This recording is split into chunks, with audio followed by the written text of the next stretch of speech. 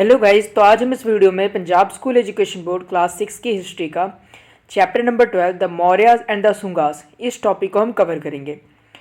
तो अगर आप हिस्ट्री के लेक्चर्स को सीरियल ऑर्डर में देखते जा रहे हैं तो आप लोगों को सारी स्टोरीज अभी तक कनेक्ट हो चुकी होगी। ठीक है, तो एक बारी अभी तक हम हिस्ट्री के लेक्चर्स में हिस्ट्री की जो स्टोरी है वो किस तरीके से हम कवर करते आ रहे हैं उसके बारे में एक बारी हम ओवरव्यू कर लेते हैं। तो अभी तक हम हिस्ट्री में क्या चीज़ पढ़ चुके हैं। अगर हम हिस्ट्री की शुरुआत करें तो शुरुआत से अभी तक वीडियो लेक्चर्स में हमने क्या देखा। हमने देखा कि 2 मिलियन ईयर्स अगो, मतलब कि लगभग 20 साल पहले जो इंसानों का उदय था वो धरती पर हुआ था। मतलब कि लाइफ जो थी पूरी तरीके से धरती पर एग्जिस्ट हुई थी 20 लाख साल पहले। अब 20 लाख साल पहले की हम बात करें, क्या उससे पहले धरती पे लाइफ थी कि नहीं थी। असल में लाइफ तो 40 साल पहले के आसपास आ चुकी थी, मगर रिकॉर्ड जो हमारे पास है, ठीक है, हिस्ट्री के बारे में जहाँ तक हिस्टोरियंस ने रिसर्च किया, एविडेंस मिले हैं, उसके हिसाब से 2 मिलियन ईयर्स अगो जो है करेक्ट डेट बताई जाती है। ठीक है, तो 20 लाख साल पहले जो इंसान थे वो धरती पर आए थे। उन्हें किसी चीज़ की नॉलेज नहीं थी, आदि मानव की तरह रहते थे। ठीक है, पत्ते वत्ते लगा के घूमते थे, शिकार करते थे, इस तरीके से पूरी तरीके से, मतलब जंगली थे वो, एक जंगली जानवर जैसे आप कह सकते हो, उसी तरीके से वो थे। ठीक है, फिर हमने देखा कि धीरे धीरे जैसे जैसे समय आगे बढ़ा, जो इंसान थे उन्होंने अपनी लाइफ में इम्प्रूवमेंट लानी शुरू की। हमने देखा कि बहुत सारे जो एविडेंस थे वो पत्थर से मिले थे। तो धीरे धीरे समय किस चीज़ का शुरू हुआ, पत्थर युग का शुरू हुआ। तो सबसे स्टार्टिंग में इंसान जो थे बड़े बड़े पत्थरों का इस्तेमाल करते थे, जिससे हम लोग क्या बोलते हैं, अर्ली स्टोन एज हम जिसे बोलते हैं। उसके बाद मिडल स्टोन एज आया, फिर न्यू स्टोन एज आया। मतलब धीरे धीरे पत्थरों का इस्तेमाल करना इंसानों ने शुरू किया। हम पत्थर युग के बारे में डिटेल में पढ़े थे। फिर पत्थर युग के बाद हमने क्या चीज़ देखा कि इंसान जो थे उन्होंने काफ़ी गलतियों से सीखते सीखते अपने आप को सभ्य बना लिया। और उस सभ्य बनाने के बाद जो पहली सभ्यता की जो खोजी, वो पहली सभ्यता कौन सी थी, हड़प्पा सभ्यता थी। हमने हड़प्पा सभ्यता के बारे में पढ़ा कि किस तरीके से इंसान अपनी लाइफ को जीते थे। हमने देखा कि उनका जो जीने का तरीका था, उनकी लाइफ स्टाइल थी, काफ़ी ज़्यादा आधुनिक थी, मॉडर्न थी। हमने देखा था कि किस तरीके से वो रिचुअल्स को फॉलो करते थे, रीति रिवाजों को फॉलो करते थे। ये हमें कैसे पता लगा, हमने देखा था कि जब वो अपने किसी भी रिलेटिव की डेथ हो जाती थी तो कब्र वगैरह जो बनाते थे, ठीक है, कब्र वगैरह में कंकाल वगैरह के साथ जो डॉग वगैरह का कंकाल मिला था, उससे हमें पता लगा कि हाँ, वो लोग अंधविश्वास जैसी चीज़ों भी मानते थे। इसके अलावा उनकी ड्रेनेज सिस्टम जो थी, नालियों को निकालने की जो सिस्टम थी, उनके घर जो थे 2 तल्ला 3 तल्ला मकान बनते थे। ठीक है, तो और उनकी चित्रकारी वगैरह जो थी, मूर्ति वगैरह जो थी, इन सारी चीज़ों से हमें पता लगा कि जो उस समय के इंसान जो थे काफ़ी ज़्यादा सभ्य हो चुके थे। तो उस मॉडर्न पीरियड के बारे में हमने समझा, हड़प्पा सिविलाइजेशन जो था। हमने देखा कि हड़प्पा सिविलाइजेशन जब खत्म हुआ तो उसके बाद क्या चीज़ हुआ, हमने वैदिक पीरियड के बारे में समझा। हमने देखा कि बाहर से आर्यंस का आक्रमण भारत में होता है, उसके बाद वैदिक पीरियड में मंत्रों का उच्चारण होना शुरू होता है, साधु संत वगैरह आते हैं, ये सारी चीज़ें होती हैं। अब यहाँ पर सोसाइटी जो थी, यहाँ पे पहली बार ऐसा हुआ था कि इंसान को इंसान से डिवाइड किया गया था। हमने देखा था कि क्या 4 कैटेगरीज आ चुकी थी उस समय। जिसे हम ब्राह्मण बोलते हैं, क्षत्रिय बोलते हैं, वैश्य और शूद्र बोलते हैं। उनके काम के हिसाब से उसको डिवाइड कर दिया गया था। तो पूरे वैदिक सोसाइटी से बहुत सारी चीज़ें ऐसे मिली थी, बहुत सारी इन्फॉर्मेशन हमें वहाँ से मिली। और वैदिक सोसाइटी जब ख़त्म हुई तो हमने देखा उसके बाद लोगों ने क्या ग्रुप बना के रहने शुरू कर दिए थे, जिसमें हमने जना के बारे में पढ़ा था। अब वो ग्रुप जब बढ़ता चला गया तो जनपद बन गया, और जनपद जब और विशाल होता चला गया तो महाजनपद बन गया। हमने देखा कि यहाँ से फिर राजा महाराजाओं इन सब का कॉन्सेप्ट शुरू होता है। हमने देखा था कि 16 महाजनपद थे। उन 16 महाजनपद में हमने देखा था कि सबसे पावरफुल महाजनपद कौन से निकल के आया था, मगध आया था। मगध के लिए बहुत सारे राजा वगैरह जो थे वो लड़ाई करना शुरू किए थे, और कितनी डायनेस्टीज़ ने राज किया था। मैंने आपको बताया था ना, मगध में टोटल 7 डायनेस्टीज़ आई थी। सबसे पहले कौन सी, मैंने आपको ट्रिक बताई थी, हशीना माशुक।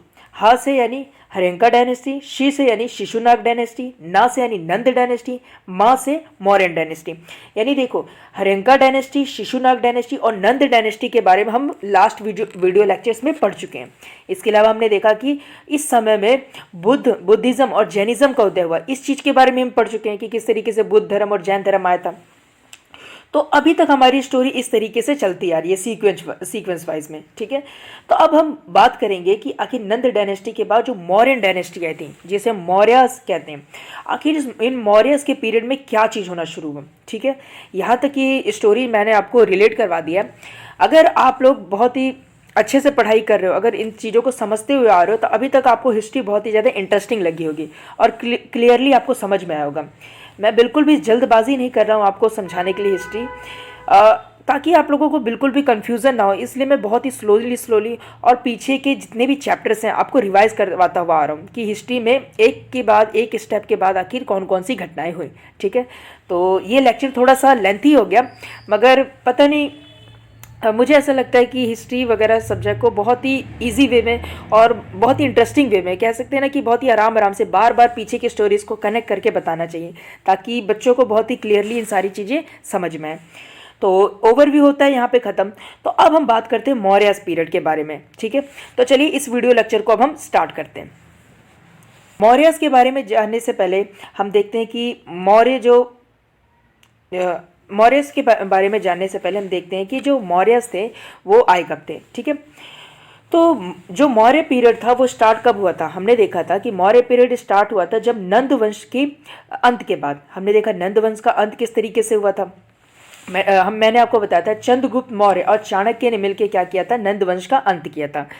होता क्या चीज़ है कि जो चाणक्य थे, जब चाणक्य को ये बात पता लगती है कि बाहर से कोई आक्रमणकारी जो सिकंदर था वो भारत में एंट्री ले रहे हैं और क्या करने आ रहे हैं, वो भारत पर आक्रमण करने आ रहे हैं, तो चाणक्य ये बात जाके बताते हैं धनानंद को। धनानंद कौन थे? नंद वंश के जो शासक थे उस समय। तो नंद वंश के शासक को बताते हैं कि देखो भैया, ऐसा है कि बाहर से सिकंदर आ रहा है और हमारे भारत पे हमला करने वाला है, इस वजह से आप पहले से ही तैयार हो जाइए, कुछ तैयारी वगैरह कर लीजिए, उनको यहाँ से भगाइए। अब नंद वंश जो था वो मतलब नशे वगैरह में चूर रहता था, उसे मतलब बिल्कुल अपने आप को बहुत ज़्यादा घमंडी समझता था वो। ठीक है, बहुत ज़्यादा अपने आप को महान समझता था। तो उसने धनानंद ने क्या किया, चाणक्य की बेइज्जती करके उनको निकाल दिया बाहर, उन्हें कोर्ट से बाहर फिकवा दिया, उनकी चोटी को मरोड़कर। ठीक है, उनकी चोटी खोल दी। इससे क्या चीज़ होता है, इससे चाणक्य को बहुत ही ज़्यादा गुस्सा आता है। अब चाणक्य क्या करते हैं, चाणक्य तो सबसे पहले चंद्रगुप्त मौर्य जो थे वो चाणक्य क्या शिष्य थे। ठीक है, चाणक्य जो थे वो तक्षशिला यूनिवर्सिटी थी उस समय हुआ करती थी, वहाँ के वो आचार्य थे, प्रोफेसर जिसे हम बोलते हैं। तो चाणक्य जो थे सबसे पहले चंद्रगुप्त के साथ मिलकर किसी तरीके से उन्होंने क्या किया, सिकंदर को भगाया। मैंने आपको लास्ट वीडियो लेक्चर में बताया था किस तरीके से भगाया था। उसके बाद चाणक्य चंद्रगुप्त की सहायता से मिलकर क्या करते हैं, धनानंद को हराते हैं और मगध एम्पायर पे क्या कर लेते हैं, कंट्रोल स्थापित कर लेते हैं। तो इस तरीके से धनानंद को जब हराते हैं और उसके बाद जो मगध एम्पायर था उस पर कब्जा कर लेते हैं, तो मगध एम्पायर पे कब्जा करते ही अब राज्य किसका हो जाता है, जो चंद्रगुप्त मौर्य वहाँ के शासक बन जाते हैं। तो यहाँ से जो स्टार्टिंग होती है मौर्य वंश की। ठीक है, अब हम बात करते हैं कि आखिर जो मौर्य वंश है, ठीक है, तो ये बात याद रखो, मौर्य वंश के पहले संस्थापक यानी मौर्य वंश की स्थापना किसने की थी, चंद्रगुप्त मौर्य ने की थी। तो चंद्रगुप्त मौर्य जो थे वो पहले राजा बने थे। ठीक है, मौर्य वंश के। अब चंद्रगुप्त मौर्य जो थे, अब बात करते हैं ये सारी जानकारी हमें मिलती कहाँ से, कि आखिर चंद्रगुप्त मौर्य चाणक्य ने मिलकर हराया था। ये सारी चीज़ें हमें कुछ लिटरेरी सोर्सेज से मिलती हैं, ठीक है, और कुछ हमें आर्कियोलॉजिकल सोर्सेज से जानकारी मिलती हैं। लिटरेरी सोर्सेज मतलब किताब विताब से, ठीक है, उस समय की जो किताबें वगैरह लिखी गई उनसे जो जानकारी मिलती है उसे हम बोलते हैं लिटरेरी सोर्सेज। जबकि आर्कियोलॉजिकल सोर्सेज हम उससे बोलते हैं जो एविडेंस हमें मिले, मान लो जो मूर्तियाँ वगैरह मिली है, जो शिलालेख वगैरह मिले हैं, उस समय की जो भी चीज़ें जो एविडेंस मिले उसके हिसाब से जो भी जानकारी मिले उसे हम बोलते हैं आर्कियोलॉजिकल सोर्स। तो लिटरेरी सोर्सेज में हमें किससे किससे जानकारी मिलती है, पहले इकोनॉमिक्स से। इकोनॉमिक्स अर्थशास्त्र नाम की किताब थी, वो लिखा था चाणक्य ने। ठीक है, तो चाणक्य की उस किताब में सारी जानकारी लिखी थी कि उस समय राजा कैसा होता था, मतलब कि मौर्यन एम्पायर में जो राजा था वो कैसा होता था, प्रजा कैसी होती थी और राजा के मंत्री वगैरह कैसे होते थे, उस समय वहाँ का मतलब एडमिनिस्ट्रेटिव सिस्टम कैसा होता था, ये सारी जानकारी इकोनॉमिक्स नाम की किताब में थी। इसके अलावा इंडिका में, करेंसी मॉन्स्टर में, और इसके अलावा जैन और बुद्धिस्ट टेक्स्ट में भी। मैंने आपको बताया था ना कि जिस समय डायनेस्टीज़ वगैरह चल रही थी उसी समय किस चीज़ का उदय हुआ था, उस समय जैनिज़्म और बुद्धिज़्म का उदय हुआ था। तो जैन धर्म से रिलेटेड और बुद्ध धर्म से रिलेटेड जो भी किताबें वगैरह उस समय छपी थी, जो भी कुछ लिखा गया था उसके बारे में, तो उससे हमें चंद्रगुप्त मौर्य के यानी मौर्य शासन के बारे में बहुत सारी जानकारी हमें मिलती है। ठीक है, इसके अलावा देखो आर्कियोलॉजिकल सोर्स में हमें क्या मिले, अशोका ने बहुत सारे शिलालेख लिखवाए थे। शिलालेख क्या चीज़ होता है, पत्थरों पर जो भी लिखवाया जाता है ना, पत्थरों को काट काट कर उनको गहरा कर करके पत्थरों पर जो भी लिखवाया जाता है उसे शिलालेख बोलते हैं। तो उस शिलालेख से बहुत सारे अशोका ने शिलालेख बनवाए थे। उस पर अपनी जो भी अशोक ने अचीव किया था अपनी लाइफ में, जो भी लड़ाइयाँ वगैरह जीती, जो जो भी रूल वो फॉलो करता था, जनता के साथ कैसा बिहेव करता था, ये सारी जानकारी अशोक के शिलालेख में मौजूद थी। तो इन सारी चीज़ों से भी हमें जानकारी मिलती है कि चंद्रगुप्त मौर्य के समय में, मतलब कि पूरे मौर्य एम्पायर के समय में किस तरीके के मतलब रूल एंड रेगुलेशन चला करते थे। ठीक है, इसके अलावा देखो, तो फिलहाल हम चंद्रगुप्त मौर्य की बात कर रहे हैं। तो हमने देखा कि जो चंद्रगुप्त मौर्य थे उन्होंने मगध पे आक्रमण किया। उसके बाद उन्होंने क्या किया, जब चंद्रगुप्त मौर्य राजा बनते हैं तो चंद्रगुप्त मौर्य बहुत ही कर्मठ मतलब किस्म के इंसान थे, क्योंकि चंद्रगुप्त के पास टीचर कैसे थे, चंद्रगुप्त के पास टीचर चाणक्य जैसे थे, जिसकी वजह से चंद्रगुप्त मौर्य जो थे बहुत पावरफुल हो गए थे। ठीक है, हालांकि ये बात बिल्कुल क्लियर है कि चंद्रगुप्त मौर्य जो थे उन्होंने अपनी पावर का गलत इस्तेमाल नहीं किया था। चंद्रगुप्त मौर्य ने लोगों की भलाई के लिए बहुत ही अच्छे अच्छे काम किए थे। मतलब उनका पूरा फोकस किस पे रहता था कि वो जनता के लिए जितना ज़्यादा काम हो सके, जनता की बेटर के लिए जितना काम हो सके वो करें। ठीक है, तो इसी में क्या किया था, चंद्रगुप्त मौर्य ने अपने अंपायर को एक्सटेंसिव किंगडम बना लिया था। मतलब उन्होंने अपने पूरे इलाके को बहुत ही ज़्यादा बड़ा कर लिया था। ठीक है, अब चंद्रगुप्त के मौर्य में हुआ क्या चीज़, देखो चंद्रगुप्त मौर्य के समय में क्या चीज़ हुआ कि एक बाहर से एक आक्रमणकारी आया। ठीक है, जिसे हम लोग क्या बोलते हैं, सेल्यूकस निकेटर बोलते हैं। अब सेल्यूकस निकेटर कौन था, देखो मैंने आपको बताया था कि भारत में आक्रमण किसने किया था, पहले सिकंदर ने किया था। तो सिकंदर का जो थल सेनापति था, ठीक है, सिकंदर का थल सेनापति सेल्यूकस निकेटर था। अब सिकंदर को तो चाणक्य ने और चंद्रगुप्त मौर्य ने अंधविश्वास के जरिए क्या किया था, उसकी सेना को डरा के सिकंदर को भगा दिया था। मगर ये जो सेल्यूकस निकेटर था ये बड़ा अजीब किस्म का इंसान था। ठीक है, सेल्यूकस निकेटर को समझ में आ गया था कि देखो भारत में ऐसा कुछ भी नहीं है, ये लोग हमें डरा रहे हैं और कुछ ना कुछ तो गड़बड़ है यहाँ पर।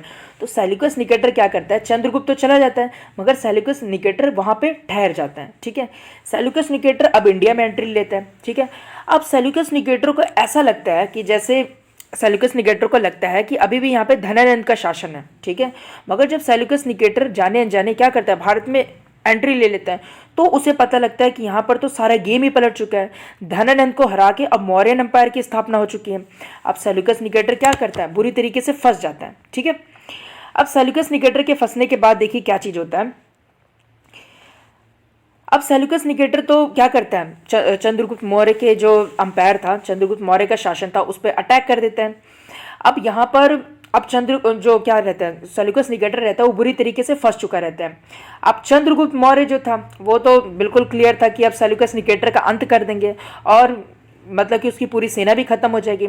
सेल्यूकस निकेटर की जो सेना थी अब धीरे धीरे लड़ाई में हारने लग गई थी। ठीक है, किसकी लड़ाई में, चंद्रगुप्त मौर्य की लड़ाई में। ठीक है, अब सेल्यूकस निकेटर डर जाता है, वो सोचता है तो अब मैं यहाँ पर ठहरा तो मतलब कि मेरा काम तमाम होना तो बिल्कुल निश्चय है। ठीक है, सेल्यूकस निकेटर क्या करता है, अब एक आइडिया सोचता है। वो क्या करता है, अपनी बेटी को लेके आता है। अब सेल्यूकस निकेटर की बेटी का नाम क्या रहता है, हेलेना रहता है। ठीक है, कार्नेलिया भी उसे कहते हैं, वो हेलेना रहता है। अब वो क्या करता है, उसकी शादी किससे करवा देता है, चंद्रगुप्त मौर्य से करवा देता है। चंद्रगुप्त मौर्य हेलेना से शादी कर लेता है। अब इससे क्या चीज़ होता है, इससे जो सेल्यूकस निकेटर रहता है वो क्या करता है, चंद्रगुप्त मौर्य को इनाम में मतलब कि दहेज के रूप में एरिया, आराकोशिया, जेड्रोसिया और पेरिस मेनिया ये मतलब क्या करता है, दहेज में दे देता है। मतलब कि इसको आज के समय में हम कंधार, मकराना और हेरात कहते हैं। मतलब कि पूरा ये अफगानिस्तान वाला भाग और पूरा पाकिस्तान वाला भाग जो था सेल्यूकस निकेटर ने किसको दे दिया था, मगध को दे दिया था। मगध के राजा कौन थे उस समय राजा थे चंद्रगुप्त मौर्य, तो इनको दे दिया था। इस तरीके से क्या होता है कि जो सेल्यूकस निकेटर था उसकी जान बच जाती है। ठीक है, अब होता क्या चीज़ है, चंद्रगुप्त मौर्य जो रहते हैं, ठीक है, अब क्या चीज़ होता है, अब बेचारा जो सेल्यूकस निकेटर रहता है अपनी बेटी की शादी करवा देता है चंद्रगुप्त मौर्य से। ठीक है, अब सेल्यूकस निकेटर को टेंशन होती है कि हम तो हैं विदेशी, ठीक है, ये मतलब कि भारत का रहने वाला राजा है, कहीं मेरी बेटी के साथ मतलब कि अत्याचार वगैरह ना करें। इसके लिए सेल्यूकस निकेटर ने अपने एक एम्बेसडर को, अपने एक दूत को, जिसका नाम रहता है मेगस्थनीस, ठीक है, मेगस्थनीस को चंद्रगुप्त मौर्य के कोर्ट में भेज देते हैं कि वहाँ पर ख्याल रखना कि मेरी बेटी के साथ किसी तरीके का गलत व्यवहार वगैरह ना हो। ठीक है, अब मेगस्थनीस क्या करता है, चंद्रगुप्त मौर्य के कोर्ट में रहने लग जाता है। ठीक है, अब मेगस्थनीस क्या करता है, वहाँ पे रहते रहते बेचारा बोर हो जाता है, तो क्या करता है, सोचता है कुछ लिख ही लूँ, ठीक है। तो मेगस्थनीज क्या करता है, चंद्रगुप्त मौर्य का जैसा भी शासन रहता है कि चंद्रगुप्त मौर्य के शासन में किस तरीके से काम किया जाता है, वहाँ पर लोग मंत्री वगैरह कैसे होते हैं, जनता के साथ कैसा बिहेव होता है, ये सारी जानकारी को क्या करता है, वो अपनी एक किताब में लिख देता है। उस किताब को हम लोग क्या बोल देते हैं, इंडिका बोल देते हैं। तो चंद्रगुप्त मौर्य के समय में शासन किस तरीके का हुआ करता था, ये बहुत सारी जो जानकारी हमें किस किताब से मिलती है, इंडिका किताब से मिलती है। इंडिका किसने लिखी थी, मेगास्थनीज ने लिखी थी, ठीक है। अब चंद्रगुप्त मौर्य मेगास्थनीज को एक दिन बुलाते हैं और पूछते हैं कि मुझे समझ नहीं आई ये बात कि आखिर जो सेल्यूकस निकेटर है उसने भारत पर, हम पर आक्रमण क्यों किया था। उसने आक्रमण किया तो किया, अब उसने अपनी बेटी को भी हमें मतलब मेरे से शादी करवा दी और दहेज में मुझे अफगानिस्तान और पाकिस्तान भी दे दिया, आखिर उसका मकसद क्या चीज़ था। तो मेगास्थनीज बताता है ये बात को। हाँ, तो मेगास्थनीज से वो पूछते हैं कि क्यों आखिर जो सेल्यूकस निकेटर था वो आया था, ठीक है। तो मेगास्थनीज सारी कहानी बताता है। मेगास्थनीज बोलता है कि आपके जो साम्राज्य है वहाँ पे कलिंग में क्या मिलते हैं, मतलब कि मगध में क्या चीज़ मिलते हैं, वहाँ पे हाथी बहुत अच्छे किस्म के मिलते हैं, मतलब हाथी बहुत ज़्यादा मिलते हैं। तो वो हाथी को पाना चाहता था, इसीलिए उसने क्या किया था, आपके साम्राज्य पे अटैक किया था। तो इससे खुश होकर क्या चीज़ होता है, अब चंद्रगुप्त मौर्य क्या करता है, 500 हाथियों का गिफ्ट किसे भिजवाता है, सेल्यूकस निकेटर को भिजवाता है। अब क्यों भिजवाता है, सिंपल सी बात है, उसे किसी चीज़ की तो कमी थी नहीं, ठीक है। चंद्रगुप्त मौर्य को किसी चीज़ की कमी नहीं थी, अफगानिस्तान पूरा पाकिस्तान दहेज में मिल चुका था, तो 500 हाथी को गिफ्ट देना उसके लिए क्या चीज़ बनता है, ठीक है। ऊपर से ससुर भी बन चुके थे, तो इस तरीके से हुआ, ठीक है। अब देखो, अब जो चंद्रगुप्त था, ठीक है, जो चंद्रगुप्त था उसने चंद्रगुप्त ने क्या सीखा था, जैनिज्म के बारे में शिक्षाएं लेनी शुरू कर दी थी, ठीक है। किसकी गाइडेंस में, भद्रबाहु के गाइडेंस में। मतलब कि चंद्रगुप्त जो था उस समय जैनिज्म से काफ़ी ज़्यादा इन्फ्लुएंस हुआ था, उसे जो जैनिज्म धर्म उस समय आगे की ओर बढ़ता जा रहा था, तो जैनिज्म से वो काफ़ी ज़्यादा खुश हुआ था चंद्रगुप्त मौर्य। तो उसने जैनिज्म की शिक्षा लेनी शुरू की थी भद्रबाहु से, ठीक है। भद्रबाहु, श्वेतांबर वगैरह ये सारी चीज़ें मैंने आपको लास्ट वीडियो लेक्चर में बताया था, ठीक है। तो आगे देखो क्या चीज़ हुआ। अब हुआ एक समय ऐसा आया कि क्या हुआ, 298 बीसी में मतलब थर्ड सेंचुरी के बीसी में आसपास क्या चीज़ हुआ कि जो नॉर्थ इंडिया था, नॉर्थ इंडिया कौन सा रीजन, मतलब कि जो ऊपर वाला भारत था, यहाँ पर क्या चीज़ हुआ, यहाँ पे बहुत ही बड़ा अकाल पड़ चुका था, ठीक है। इस अकाल के कारण जो भद्रबाहु थे, ठीक है, जो जैनिज्म में भद्रबाहु जो लोग थे वो क्या हुए, नॉर्थ इंडिया को छोड़कर नीचे साउथ इंडिया में आ गए, ठीक है। क्योंकि देखो जैनिज्म के फॉलोवर थे कौन, चंद्रगुप्त मौर्य। इसी वजह से जब भद्रबाहु नॉर्थ इंडिया को छोड़ के साउथ इंडिया में आ गए तो उनको देखकर क्या हुआ, उनको क्योंकि चंद्रगुप्त मौर्य फॉलो करते थे तो वो भी क्या करते, साउथ नॉर्थ इंडिया को छोड़कर नीचे साउथ इंडिया में चले आते हैं, ठीक है। उसके बाद जो होता है शरवण बेलागोला नाम की जगह है, कहाँ पर, कर्नाटका में। वहाँ पर जो चंद्रगुप्त मौर्य थे 298 बीसी में संथारा मेथड के द्वारा वो अपने प्राण त्याग देते हैं। संथारा मेथड क्या चीज़ होता है, संथारा मेथड एक ऐसा मेथड होता है जिसमें कोई इंसान जो होता है वो अपनी मृत्यु को प्राप्त कर लेता है। किस मेथड से, वो उसमें करता क्या चीज़ है, सारी भूख प्यास को क्या करता है, वो खाना छोड़ देता है, पानी छोड़ देता है और अपनी मौत का इंतजार करने लगते हैं, ठीक है। अंत में क्या चीज़ होता है, जब इंसान का शरीर कमज़ोर पड़ने लग जाता है बिना खाने पीने के, तो क्या होता है, शरीर दम तोड़ देती है। तो इस मेथड से क्या हुआ, चंद्रगुप्त मौर्य ने अपने प्राण त्याग दिए, ठीक है।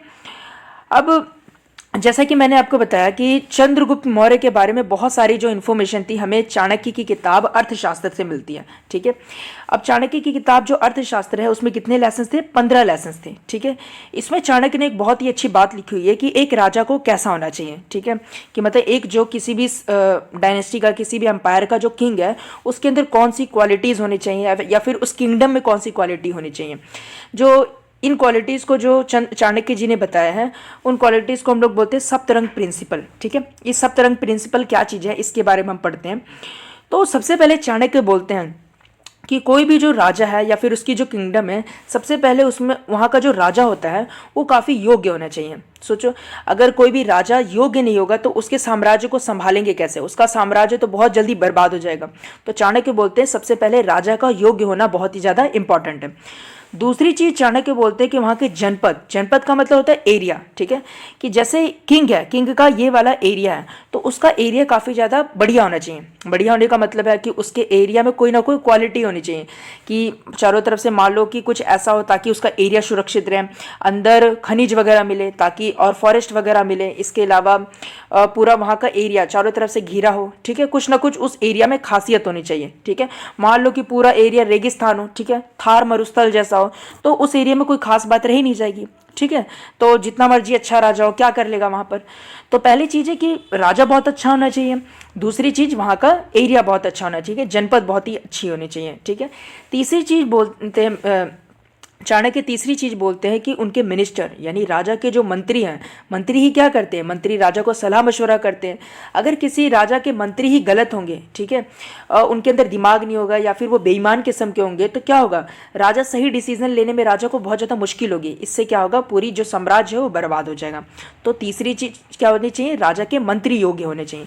चौथा, दुर्ग यानी फोर्ट। दुर्ग क्या चीज़ होता है कि यानी राजा का जो बिल्कुल फोर्ट यानी पूरा किला, मतलब कि जैसे ये साम्राज्य है इसका साइड साइड में पूरी चीज़ किला, किला भी क्या चीज़ होना चाहिए, एक तरीके से वहाँ की किलाबंदी बहुत ही अच्छी तरीके से होनी चाहिए, ठीक है, ताकि बाहर से आक्रमणकारी जो भारत में एंट्री ना कर सकें, ठीक है, उन्हें मुश्किल हो। उसके बाद कहते हैं कोष, वेल्थ। अब राजा है, राजा का साम्राज्य है तो पैसा भी होना चाहिए। अगर पैसा होगा तो क्या होगा, पैसा होगा तभी तो जो राजा है वो जनता की भलाई कर पाएगा। जब पैसा होगा तभी तो मिलिट्री अच्छी तरीके से चल पाएगी। जब पैसा होगा तभी तो साम्राज्य मजबूत हो पाएगा। तो पैसा का भी होना जरूरी है। इसके अलावा फ्रेंड, मतलब कि राजा के पास, राजा के जो दोस्त होते हैं, ठीक है, राजा के दोस्त बहुत अच्छे होने चाहिए। फ्रेंड यानी कि मतलब कि पूरे आसपास के जो साम्राज्य है उनके पड़ोसी अच्छे होने चाहिए। अगर मान लो पड़ोसी ही नहीं अच्छे होंगे, जैसे भारत पाकिस्तान में देख लो कि जैसे भारत है, अब भारत में क्या चीज़ होता है, भारत के पड़ोसी इधर चाइना और इधर हमारे पाकिस्तान, ये टिक के बैठते नहीं है, ठीक है। भारत पर जब देखो तब कोई ना कोई अटैक करते रहते हैं। तो जब तक किसी भी देश का पड़ोसी अच्छा नहीं होगा, ठीक है, किसी भी राज्य का पड़ोसी अच्छा नहीं होगा, तब तक वो राज्य अच्छी तरीके से फ्री होकर अपना डेवलपमेंट नहीं कर पाएगा। इसके अलावा पेनल्टी यानी जस्टिस। चाणक्य बोलते हैं कि किसी भी शासन में जस्टिस बहुत ही तगड़े तरीके से होना चाहिए। इसका मतलब है कोई अगर गलत काम कर रहा है तो उसको इतनी कठोर सजा मिलनी चाहिए ताकि उसको देखकर कोई दूसरा इंसान उस गलत काम को करने की कोशिश ना करे, ठीक है। तो ये सारे लेसन्स जो थे, ये सारे लेसन्स चाणक्य अपनी बुक में देते हैं, ठीक है, जिसको हम बोलते हैं सप्तरंग प्रिंसिपल। अगर ये सारी क्वालिटीज़ अगर किसी राजा के अंदर है या फिर उसकी जो भी साम्राज्य है उसके अंदर है तो वो राजा महान बनेगा, मतलब बहुत ही आगे उसका साम्राज्य जाएगा, ठीक है। ये सारी क्वालिटीज़ के बारे में चाणक्य ने बात की है, ठीक है। तो यहाँ तक हमने क्या चीज़ बात किया, यहाँ तक ओवरऑल हमने बात किया कि किस तरीके से जो चंद्रगुप्त मौर्य का शासन था, ठीक है। तो एक बार हम रिवाइज करते हैं कि चंद्रगुप्त मौर्य के शासन में हमने क्या पढ़ा। हमने पढ़ा कि चंद्रगुप्त मौर्य जो थे वो मौर्य वंश के क्या चीज़ थे, संस्थापक थे। कैसे बने थे, धनानंद को हराकर बने थे। अब इसके बारे में जानकारी हमें कहाँ से मिलती है, कुछ लिटरेरी सोर्सेज से मिलती है। कौन सी किताब, इकोनॉमिक्स से, ठीक है, इंडिका से, करेंसी मॉन्स्टर से, और जैन और बुद्धिस्ट टेक्स्ट से भी कुछ जानकारी मिलती है। और इसके अलावा हमने देखा कि मौर्य जो चंद्रगुप्त मौर्य थे उन्होंने अपने साम्राज्य को काफ़ी ज़्यादा बड़ा बनाया। सेल्यूकस निकेटर ने अटैक किया, उसको हराया, ठीक है। सेल्यूकस निकेटर की जो बेटी कार्नेलिया, जिसे हेलेना बोलते हैं, उससे शादी की और जिसे दहेज में क्या मिला, अफगानिस्तान पाकिस्तान मिला। चंद्रगुप्त मौर्य बहुत ही ज़्यादा ईमानदार था, बहुत ज़्यादा कर्मठ था, ठीक है, और अपने जनता की भलाई के लिए उसने बहुत ही अच्छे काम किए। उसने 500 हाथियों का गिफ्ट किसे दिया था, सेल्यूकस निकेटर को दिया था। उसके बाद हमने देखा कि मेगास्थनीज के जो सेल्यूकस निकेटर का दूत था उससे हमें उसने जो किताब लिखी थी इंडिका, उससे हमें चंद्रगुप्त मौर्य के शासन के बारे में बहुत ही अच्छी जानकारी मिलती है। इसके बारे में हमने देखा कि जैनिज्म के फॉलोवर भी थे, जैन धर्म को मानने वाले थे। कौन, चंद्रगुप्त। और किससे सीखा था, भद्रबाहु से सीखा था। उसके बाद अंत में चंद्रगुप्त मौर्य ने बहुत ही अच्छा काम करते हुए अंत में उन्होंने संलेखना विधि से, जिसे हम संथारा मेथड बोलते हैं, इससे 298 BC में उन्होंने अपने प्राण त्याग दिए, ठीक है। उसके बाद हमने देखा कि उसके बाद हम थोड़ा बहुत हमने चाणक्य के बारे में पढ़ा। चाणक्य के बारे में हमने देखा कि चाणक्य की किताब अर्थशास्त्र से, जिसमें 15 लेसन थे, उसमें उन्होंने पूरी मौर्यन एम्पायर में जो जो चीज़ें थी उसके बारे में जानकारी मिली, ठीक है। और सप्तरंग प्रिंसिपल उन्होंने दिया। हमने देखा कि राजा के अंदर कौन कौन सी क्वालिटीज़ होनी चाहिए, ठीक है, कि सबसे पहले राजा योग्य होना चाहिए, उसका जनपद बढ़िया होना चाहिए, उसके मिनिस्टर्स बढ़िया होना चाहिए, उसका दुर्ग बढ़िया होना चाहिए, पैसा होना चाहिए, उसके दोस्त अच्छे होने चाहिए और इंसाफ भी अच्छा होना चाहिए, ठीक है। तो अब थोड़ी सी इंफॉर्मेशन हम चाणक्य के बारे में लेते हैं कि आखिर ये चाणक्य कौन थे, ठीक है। अब देखिए,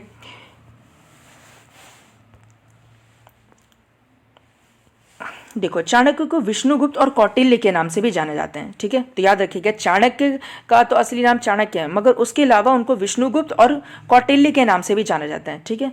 अब ये पेशे से क्या चीज थे, एक ब्राह्मण थे और तक्षशिला यूनिवर्सिटी में एक आचार्य जी थे, ठीक है। किस यूनिवर्सिटी में, तक्षशिला यूनिवर्सिटी में। जो चाणक्य थे उनके फादर का नाम था गुणी, इसीलिए इनको क्या बोला जाता है, गुणी पुत्र चाणक्य भी इन्हें बोला जाता था, ठीक है। तो इनके फादर का नाम था गुणी। अब चाणक्य की क्या वो चीज़ हुआ था, जैसा मैंने आपको बताया कि चाणक्य का इंसल्ट कर दिया था घनानंद ने।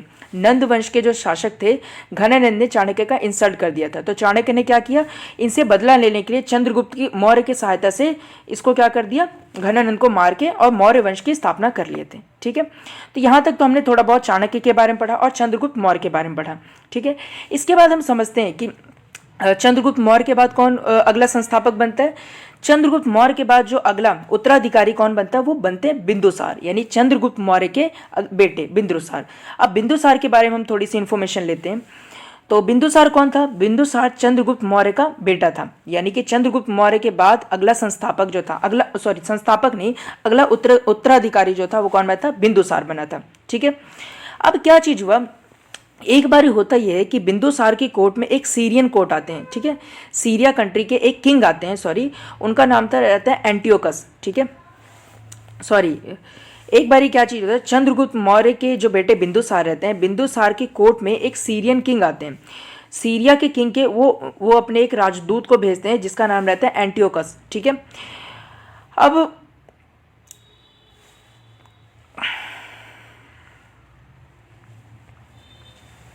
तो बिंदुसार कौन थे, बिंदुसार चंद्रगुप्त मौर्य के कौन थे, उत्तराधिकारी थे, यानी चंद्रगुप्त मौर्य के बाद जो अगले राजा बनते हैं वो बिंदुसार बनते हैं, ठीक है। तो एक बारी क्या हुआ, सीरियन किंग यानी सीरिया के राजा एंटियोकस ने अपने एक राजदूत को कहाँ भेजा, राजदूत का नाम क्या था, डाइमैक्स को बिंदुसार के कोर्ट में भेजा, ठीक है। अब होता यह है, अब जो एंटियोकस थे उन्हें क्या माना जाता है, एंटियोकस को मेगास्थनीस का सक्सेसर माना जाता है, उत्तराधिकारी माना जाता है। मेगास्थनीस के बारे में हमने अभी ऊपर पढ़ा, हमने देखा था मेगास्थनीस कौन था, सेल्यूकस निकेटर का राजदूत था। तो मेगास्थनीस का उत्तराधिकारी किसे माना जाता है, मेगास्थनीस का उत्तराधिकारी एंटियोकस को माना जाता है। तो क्या चीज़ हुआ, बिंदुसार ने क्या कहा, बिंदुसार ने बोला कि सीरिया में कौन सी ऐसी 3 चीज़ें जो बहुत ही ज़्यादा फेमस हैं, ठीक है, बहुत ही ज़्यादा मशहूर हैं। तो वहाँ के जो राजा बताते हैं कि वहाँ की जो सबसे फेमस चीज़ क्या चीज़ है, वहाँ की स्वीट फिग यानी अंजीर फेमस है, वहाँ की वाइन यानी शराब फेमस, और फिलोसफिकल थॉट यानी कि वहाँ का दार्शनिक फेमस है, ठीक है।